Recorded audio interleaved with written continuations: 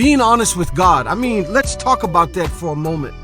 How many of us are going through a valley, an experience where in our lives at this present moment, we are not at peace?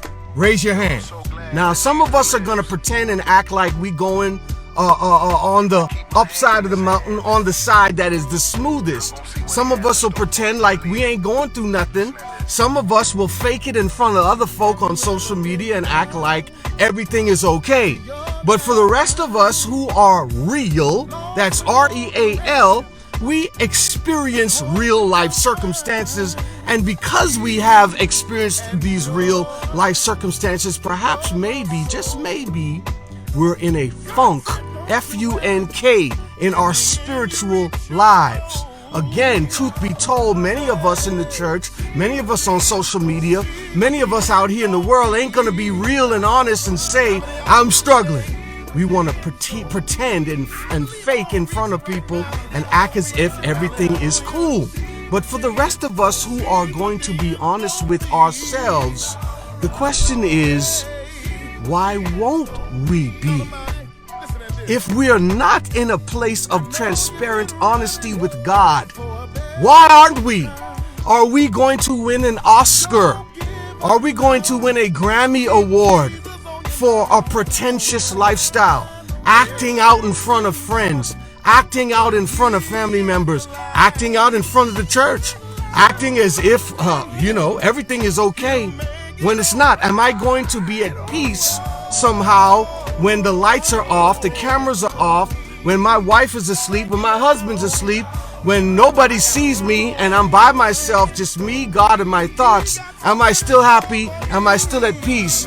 And if I find that I'm pretending, and if my life, when I am alone, is filled with activity to try and quiet the conscience, then I know that I am not at peace. I know that something is lacking in my life.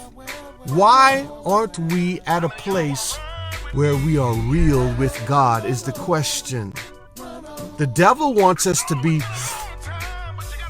he wants us to shut our mouths. He doesn't want us to be open and honest about anything that we perhaps might be struggling with, because again, in society, it's weakness to be honest and say, hey, I need help, right? However, we find that when we do pretend, when we are not honest with God, when we are not real, even with close family members or friends who are there in our lives to help guide us, then we drown, we perish, and we go off into the deep end of our sin because we were lacking courage to say, I need help.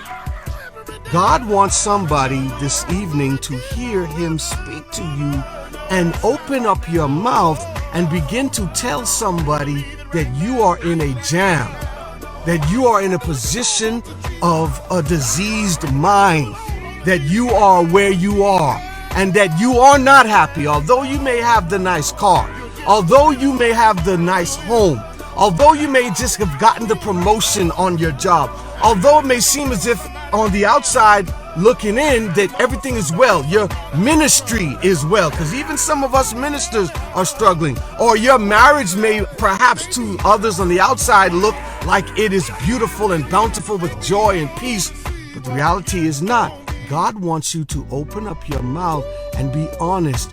And let me say this, often if we are faking it in front of people, that means we're faking it also with God. Now, you may not necessarily have to go and tell your neighbor that you're struggling. You may not even want to do that. You may think that that's ridiculous or ludicrous. But you do need to tell God, hey, Lord, I'm struggling here. I'm going through it. You do need to be able to get on your knees, cry out to God and say, Lord, save me. You see, the problem that we face in this life is that we are too busy trying to keep up appearances with others who are trying to keep up appearances, but like us are drowning. Everywhere you go, you see people that are talking about their successes, talking about their accomplishments. Everywhere you go, you see people saying how they're so happy and how everything is going well, because the way and the condition of social media, the way and the condition of the world today is that, hey, everyone's got to fake it until they make it, and the devil has got even church folk, because that's who I'm talking to. The devil's even got church folk believing that as long as I get you to think that I am all right, that I've accomplished my goal. God wants us to speak about where we are. He wants us to talk to Him truthfully about what we're struggling with and what we're dealing with and what we're going through and what we're experiencing in our lives. The devil, however, wants us to get on social media. He wants to get on Facebook, TikTok, YouTube, in our job places, etc., and pretend and smile, talk about our accomplishments, post all of our pictures of our new cars and nice homes and nice clothes, brand new makeup, fresh haircut and fresh hairdos. And the whole while, we're dying inside. We're decaying. We're falling apart. Everybody thinks we're good because we're portraying that. That's the image that we're portraying. But what is it really that's going on?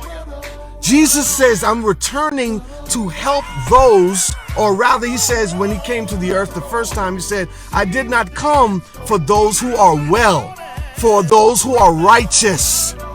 So why is it that many of us are doing our best rendition of righteousness, faking it in front of people, faking it in front of the church, faking it in front of everybody, when we are sick?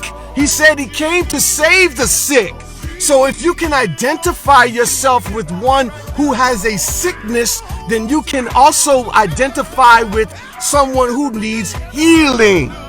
If I keep saying or pretending that everything is okay and that there's nothing wrong with me, then how can Jesus come and fix me when I'm faking it in front of everybody like I got it all together? Even those who want to help you, even those who would want to pray for you, even those who have a bit of spiritual discernment and can tell beyond the fluff that you're going through something, can only do so much for you because you won't open up your mouth and tell it. I've got friends right now that I know are going through things. They don't pick up the phone and they don't call. I know men and women in the church right now on social media going through things, struggling, but they won't pick up the phone. They're not going to call. Why? Because the world has conditioned us into thinking that that is the height of weakness. That with the minute you start telling somebody what you're going through, though, they're going to gossip on me, or they're going to put my business in the street, or they're going to look at me differently. Well, you need to realize and understand that no matter who it is, one person to the other, we're all struggling with something. And just because you may struggle with something a little different than how this other person struggles, it doesn't give me the reason or the heads up on you to think that I'm better than you. Really, we need to gather our energies together and admit one amongst another, we need help. I need prayer. I need strength. I need your help. That's what the world needs to do. And stop this pretentiousness. God is saying, I'm coming back to rescue those who are willing to open their mouth and say, help me, SOS. I remember watching that film Castaway with Tom Hanks when he was on that island. Although it looked bleak and it seemed as if he would never escape that island that he was subjected to, he still made the SOS sign on the sand. He still spelt out the words help on the sand. He made fires to try and attract the attention of a flying plane that was perhaps flying by, or attract the attention of a boat that perhaps was sailing by. He was letting somebody know, I'm stuck on this island. But not in today's world. That ain't how we operate. We could be drowning and we'll pretend as if everything's good. We could be smothered in sin and misery, but we can act like everything's okay. Social media has taught us to fake it until we make it. Put more makeup on if that's what it takes. Get a better, fresher haircut if that's what it takes. Wear nicer clothes on Facebook and show off your car and your home if that's what it takes to get people to think that everything in your life is cool. When at the end of the day, we know good and well we are drowning in misery, we're drowning in addictions, we're drowning in stress, we're drowning in negative feelings and emotions, and the devil is smiling, he's rubbing his hands in delight because those people won't even scream out that they need help. Mercy! Let's be honest with God. Let's be real with Him. This is another episode of Toilet Paper Tuesday, and I hope that you have heard this message and taken it to heart.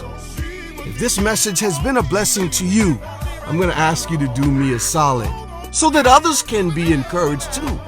Hit the share button. Be blessed.